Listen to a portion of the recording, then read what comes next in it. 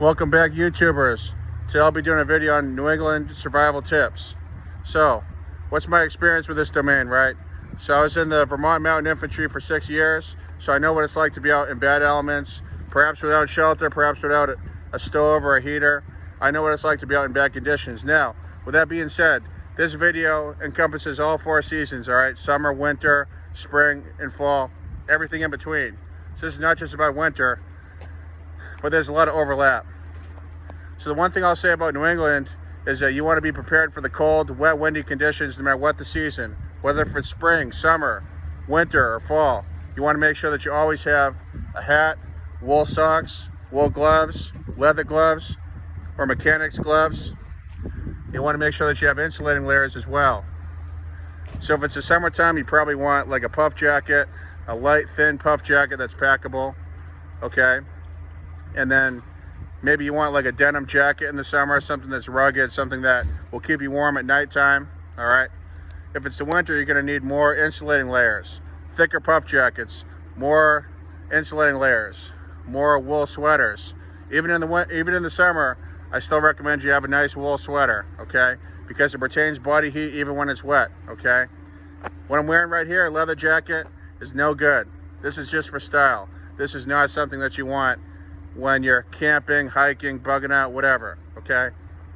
The one takeaway I would say from the military, make sure you have more than one pair of socks. Like, make sure you have like 3 or 4 extra pairs of socks, even if it's just for a couple days. Your feet are gonna get wet, they're gonna get cold. Even with nice thick wool socks, you're gonna want to have more. You're gonna want to have extras, okay?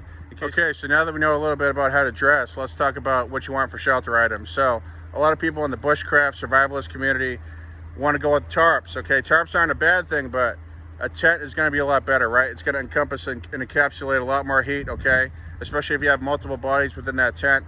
I recommend if you have a family of 4, get a 4-person tent or 5-person tent, right? Because all that extra heat is going to help you stay warm, okay? When you're camping, when you're going out in the elements, you want to be prepared for it, but you also don't want to just go camping. If you're really training to be a survivalist, you don't want to just go out in good conditions. You want to go out in bad conditions, but you have to make sure that you do it safely, okay? So that's one, be prepared for the cold, no matter what the season, for New England survival, okay? So what do you want to bring for fire making? You're going to want to bring some fat wood, maybe some Titan survival cord, okay? If you have a lighter, bring a couple lighters, attach some duct tape to them, because duct tape is also flammable, so now you have that. Cotton balls and petroleum jelly. A big prepper staple, that's definitely something that you want as well, okay? Know how to make feather sticks, okay? With your bushcraft knife, know how to make feather sticks. It's gonna be very important in New England weather to survive. And then, if you're looking for natural tinder, the best natural tinder that I've found in New England is birch bark, okay? It's abundant. Pretty much any state you go in New England is gonna have birch bark. That tends to be the best tinder that you can really find. So if you really can't start a fire, there's a good chance that birch bark is going to help you get that fire started, as well as sometimes birch wood can get a fire started quickly. Other than that, we'll go into in-depth winter survival in a different video, but I just want to make sure that you have your bases covered. Understand that in New England it can get cold and wet, and no matter what the season. So even if you're going out in summer, make sure you have a wool sweater, make sure you have wool socks. One wool sock that I really recommend is the Darn Tough socks from Vermont. Now, they have a lifetime warranty, but the Darn Tough socks in Vermont are great for summer and winter, but especially for the summer, all right? You can hike in them.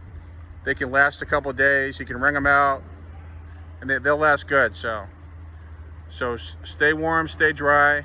Make sure you have a hard shell jacket or a rain jacket, as well as hard shell jacket and pants for every family member when you bug out.